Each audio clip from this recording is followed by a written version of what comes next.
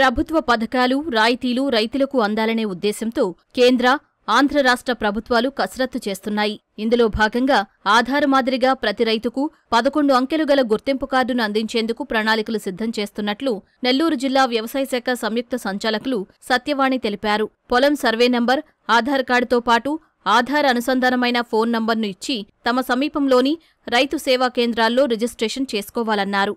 ఈ అవకాశాన్ని జిల్లాలోని ప్రతి రైతు సద్వినియోగం చేసుకోవాలని ఆమె సూచించారు.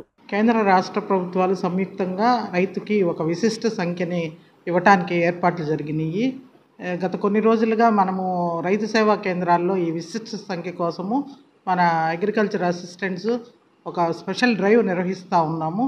దీంట్లో ఒక రైతుకి ఆధార్ నంబర్ లాగా ఒక 11 సంఖ్యలు కలిగిన ఒక విశిష్ట సంఖ్యని కేటాయించడం జరిగింది. దీనికి ప్రతి రైతు ఏం చేయాలి అంటే వాళ్ళ పట్టాదారు పాస్ పుస్తకము మరియు ఆధార్ నంబరు మరియు ఆధార్ నంబర్తో లింక్ అయిన ఫోన్ తీసుకొని వచ్చినట్టయితే ఈ విశిష్ట సంఖ్యను రిజిస్టర్ చేయడం జరుగుతుందండి.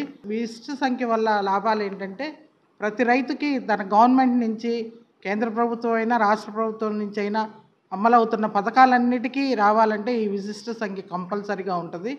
రేపు ప్రతి రైతుని గుర్తింపు కార్డు కింద దీన్ని గుర్తింపు నంబర్ కింద వ్యవహరించడం జరుగుతుంది.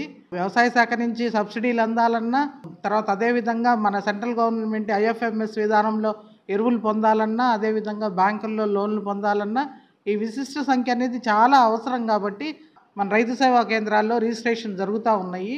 కాబట్టి అందరూ రైతులు ఈ అవకాశాన్ని వినియోగించుకొని అందరూ రిజిస్టర్ చేసుకోవాల్సిందిగా కోరుతున్నాం. అంటే మనకి ఇప్పుడు దాకా వెబ్లాండ్లో ఉన్న రైతులకు మాత్రమే రిజిస్ట్రేషన్స్ అవుతున్నాయండి. కానీ రేపు మిగతా భూములకు కూడా, అంటే పట్టాదారు భూములు అవనివ్వండి, ROFR ల్యాండ్స్ అవనివ్వండి, వీటన్నిటికి కూడా యాక్సెస్ ఇవ్వబోతుంది గవర్నమెంట్. ఇది అయిన వెంటనే మిగతా భూములు కలిగిన రైతులకు కూడా మనము రిజిస్ట్రేషన్ స్టార్ట్ చేస్తాము. కౌలు రైతులకు కూడా ఇస్తారండి. అవి ఇచ్చిన వెంటనే వాళ్ళు కూడా మనం నమోదు చేసుకోవచ్చు.